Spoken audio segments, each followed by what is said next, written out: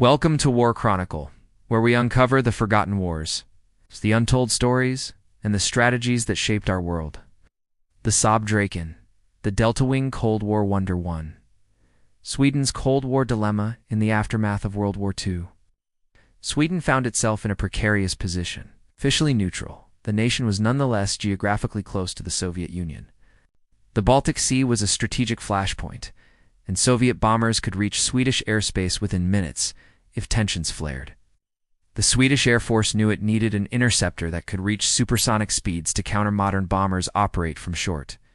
Dispersed airstrips and even public roads function in harsh Nordic weather conditions. Be built domestically to avoid dependency on foreign powers, this challenge was handed to Saab, Sweden's leading aircraft manufacturer. 2. Designing the Delta-Wing marvel, the project began. In 1949, under chief designer Eric Bratt, the most revolutionary aspect was the double Delta-Wing, a shape never before used on a production fighter. Outer delta, optimized for stability and high-speed flight. Inner delta allowed better lift and maneuverability at slower speeds.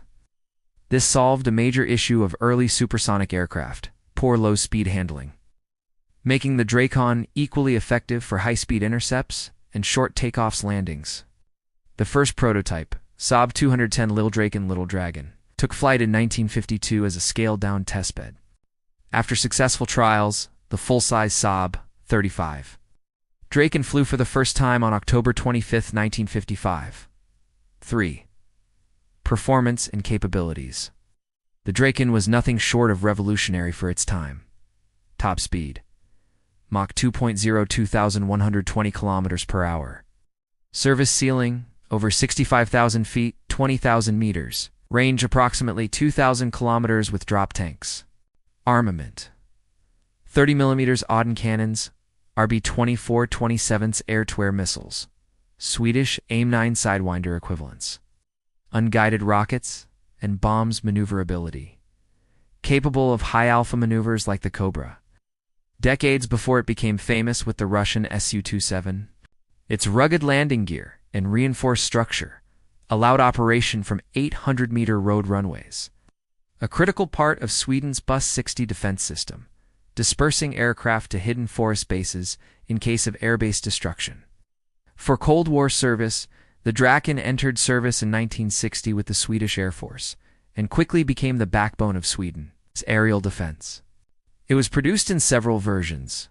J-35A, first production model. Pure Interceptor, J-35BD, improved avionics, and radar J-35F. Upgraded missile systems and electronic warfare S-35E, reconnaissance variant without cannons. J-35J, final upgrade in the late 1980s with modern avionics and new weapons. While it never saw combat, the Draken was constantly on quick reaction alert during the Cold War. Soviet aircraft regularly probed Swedish airspace, and Draken scrambled to intercept them. 5. Export success and adaptations. The Draken was also exported to Denmark. F-35 Draken with strike capability, Finland. Served as an interceptor into the 2000s, Austria. Last operator, retiring the Draken in 2005. Each country modified the aircraft for local needs, extending its service life far beyond initial expectations. 6. The end of the Dragon's watch by the late 1990s.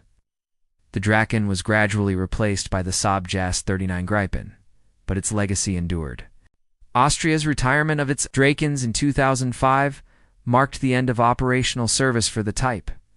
An incredible 45-year career for a design that began in the early 1950s. Today, still fly at air shows, their distinctive double delta wings and piercing roar reminding aviation fans of a time when Sweden stood guard over the Cold War skies with a fighter of its own making. 7. Legacy. The Saab Draken proved that a small, neutral nation could produce world-class military technology. Innovative aerodynamic design could solve the limitations of early supersonic aircraft. Cold War survival depended as much on strategy and adaptability as on raw power.